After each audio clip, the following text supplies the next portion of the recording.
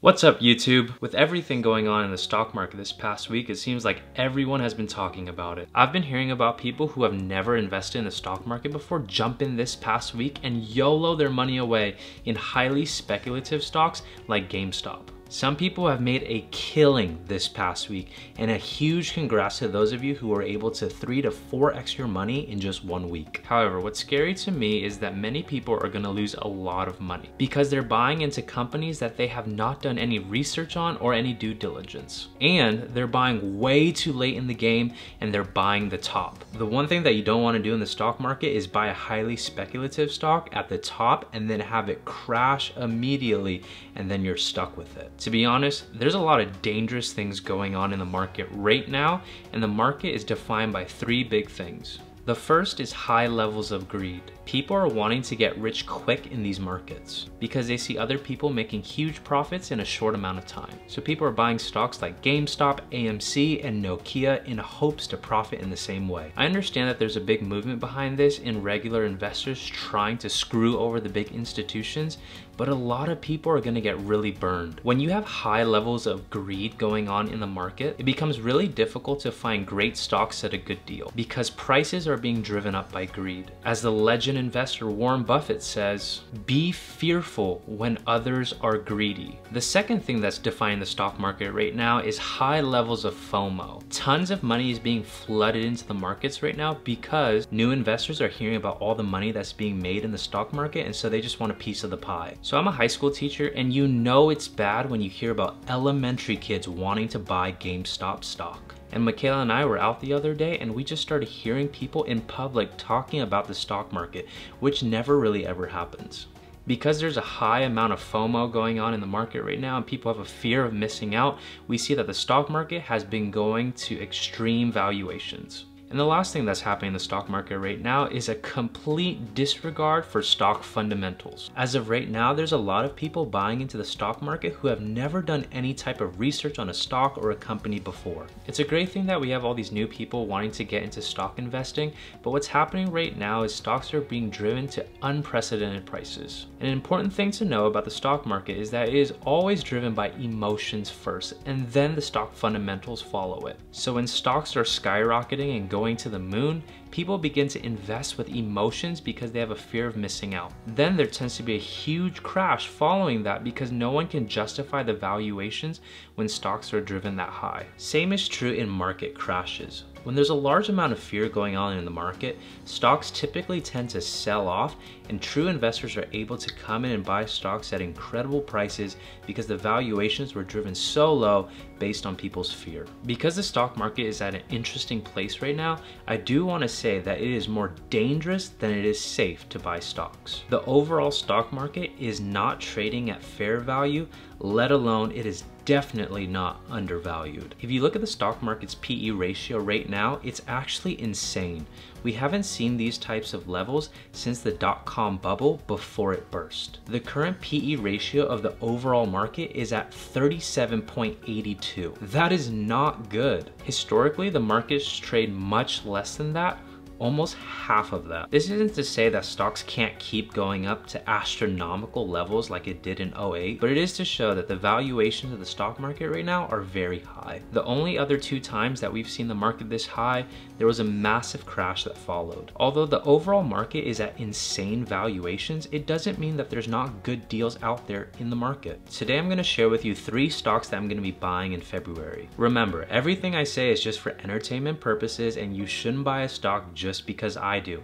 Make sure you do your own due diligence when you make your decisions on what stocks you're buying. So the first stock that I'm looking to buy this week is Facebook, ticker symbol FB. Man, oh man, do I love this stock. This is one of those stocks that I have no problem putting 30% of my portfolio in. Currently, I hold about 40 shares of Facebook, and it holds about 10% of my overall portfolio. So I'd love to continue to build out this position. So for starters, the reason that I love Facebook is for its incredible balance sheet. Out of all the companies out there, Facebook has one of the best balance sheets. Currently, Facebook carries $61 billion in cash and cash equivalents, and it has no problem paying off its small debt. I love a company that has a fortress of a balance sheet because they're able to wear out any turbulence or storm within the economic world. Facebook is currently trading at a forward PE of 25.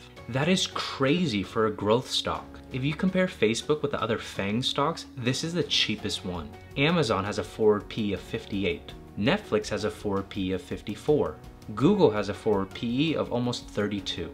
And if you look at companies like Tesla, Tesla's currently at a forward PE of 200. I am a huge Tesla bull, and I have to say that the price of Tesla right now is very rich, and that's a little ahead of itself. So needless to say, Facebook in comparison to a lot of growth stocks is very cheap. When looking at PE ratios, Facebook is cheaper than the overall market. Not only is the forward PE of Facebook looking very attractive at 25, its market cap is only sitting at $775 billion. Facebook can easily be in the $1 trillion club.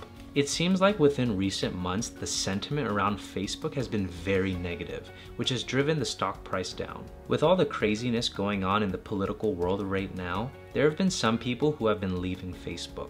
I've seen outrageous comments like Facebook is gonna die. And that's so insane for two reasons. The first reason is that Facebook is much bigger than just that social media network. Facebook also owns Instagram, WhatsApp, Oculus, and has a lot of money in the bank to purchase up other profitable and innovative companies. Those other parts of Facebook grew 156% in their revenues in just the last quarter. I think that a big reason of why people are sleeping on Facebook is because they think that Facebook is much smaller than it actually is. And they don't know that the company actually has exponential growth going on in other parts of its business, as well as they have a lot of money and cash to be able to do a lot of innovative things. The second reason I laugh when people say Facebook is dying is because they're making comments based upon their own observations and experiences rather than the actual facts. Facebook reported their earnings this past week and they did incredible. So here, check out the numbers. Their expected earnings was $3.22 and they beat it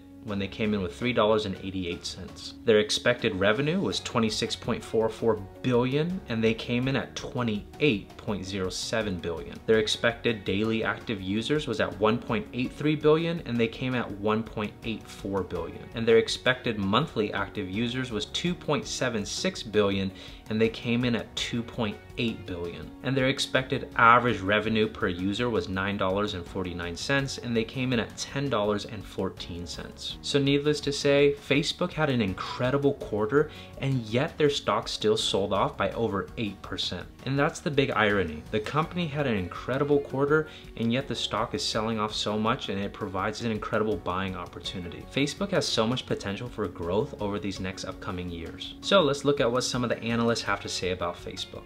I don't always trust analysts, but I'm always curious to look at the price targets that they give for companies. So out of these 39 analysts, 35 of them give Facebook a strong buy rating, while 3 say hold and 1 says sell. Their average 12-month target for Facebook is sitting at $341.28. And the analysts over at Morningstar give Facebook a 4-star buy rating. And their fair value estimate on Facebook is at $335. To look at where Facebook is trading today, the value is insane, and I personally believe Facebook is undervalued. To find such a high quality company that offers strong growth at these type of valuations is really difficult to find right now, but I think Facebook is one. Its current price is at $258. Anything under $260 I like and I'm buying. Anything under $245 I love it and I'm buying even more. Anything under $225 I am loading the boat. Under $200, I'm getting another job, selling the shirt on my back to buy as much as I can. I would be willing to triple my position. So overall, Facebook's an incredible company and I hope to build my position out to well over 100 shares. So the next stock on my list is a stock that I've been buying recently and it's a dividend stock. It is Lockheed Martin, ticker symbol LMT.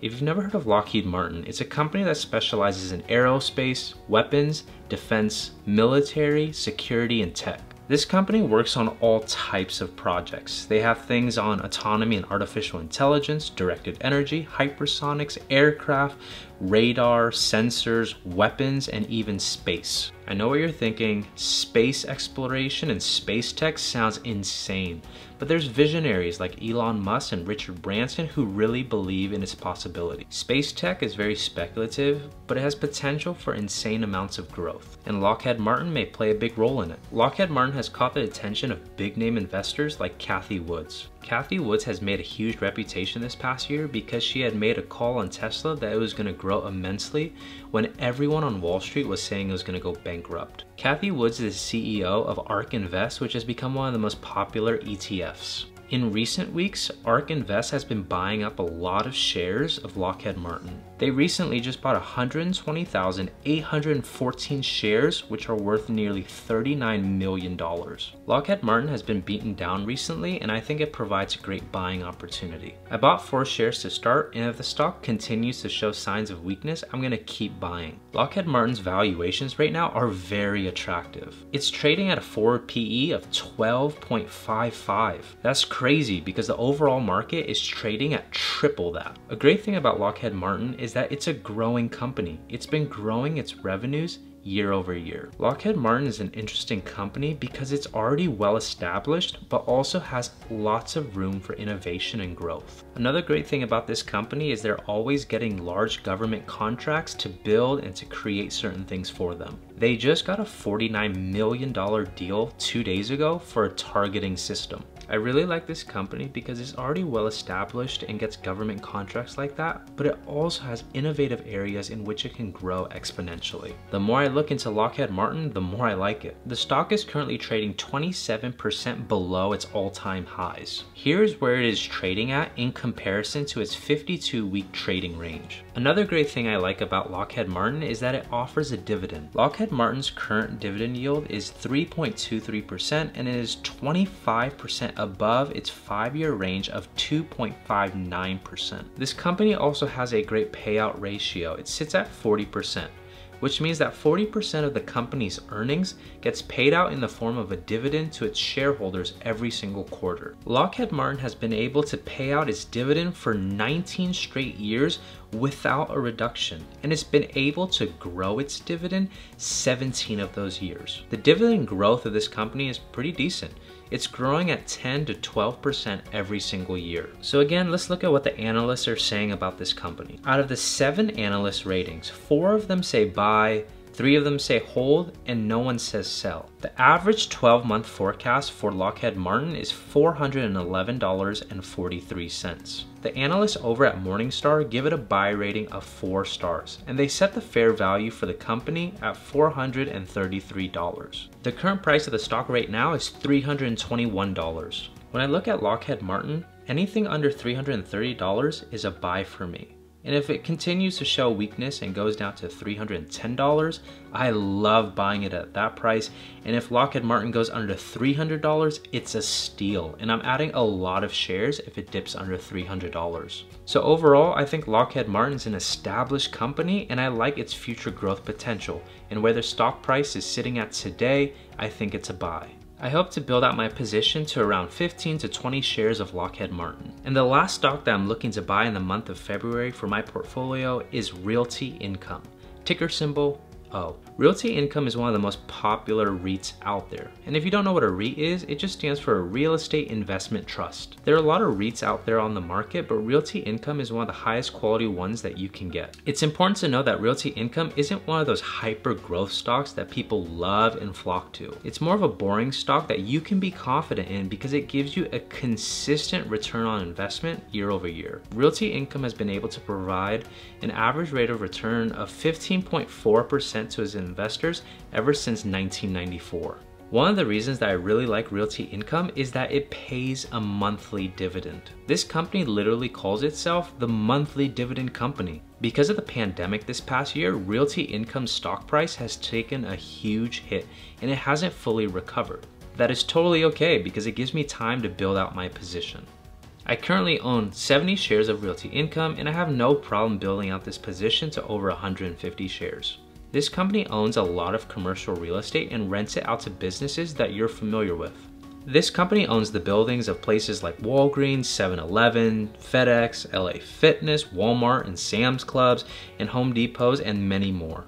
The reason the share price of Realty Income took such a huge hit this year is because investors were worried if Realty Income was going to be able to have their rents paid on time from those companies. Specifically, investors were worried about Realty Income's exposure to gyms and theaters. But when you look at Realty Income's rent collection percentage numbers, there's actually a lot of good news. Realty Income reported a 90.2% rent collection from its top 20 tenants and a 93.6% rent collection from its overall portfolio. Obviously, with the pandemic, it's been difficult for gyms and theaters to be able to pay rent, but it seems like it hasn't taken a big hit in Realty Income's overall portfolio. As we are nearly a year into this pandemic, vaccinations are going out, and I believe that Realty Income is going to go back to its normal prices because rent collection will go back to normal as things begin to open up again. But because the stock price has been beaten down, I believe it's a good time to start buying. Realty Income is currently sitting at $59.06. Here's where it's at in its 52-week price range. Realty Income has one of the best dividend streaks, by paying its dividends for over 25 years without a reduction. Its current dividend yield sits at 4.76%, which is 11% above its 5-year average of 4.31%. And again, one of the best perks about Realty Income is that it pays a dividend every single month, and so I'm able to take those dividends and reinvest it and utilize the power of compound interest much faster. All right, let's look at what some of the analysts have to say. Out of these 6 analysts, 5 of them say buy and 1 of them says hold, and none of them says sell. Their average 12-month price target sits at $69.80. The analysts over at Morningstar give it a 3-star buy rating with a fair value estimate of $65. It's also important to note that they give the leadership of Realty Income Stewardship an exemplary rating, and that's really good. I'm not expecting huge growth from this company, but I'm confident in knowing I have a consistent rate of return. A good portfolio has both boring stocks and exciting stocks. Boring stocks that are able to give consistent returns, and those exciting stocks that have potential for lots of growth. Where Realty Income is trading at right now is pretty attractive for me. Anytime Realty Income dips under $60, I start nibbling and I buy a few shares. And if it goes under $55, I start buying a good amount. Under $50, I start buying pretty heavily, and under $45, which it did one time last year, I start loading the boat. So there you have it. Those are my stock picks for the month of February, and these are the companies that I'm gonna be buying. Let me know in the comments if you own any of these companies, or let me know if you're looking at any other companies to buy. Don't forget to hit that like button if you got any value from this video to help me grow this channel so I can keep giving free content out to you. Thanks for watching, have a great day, love you all.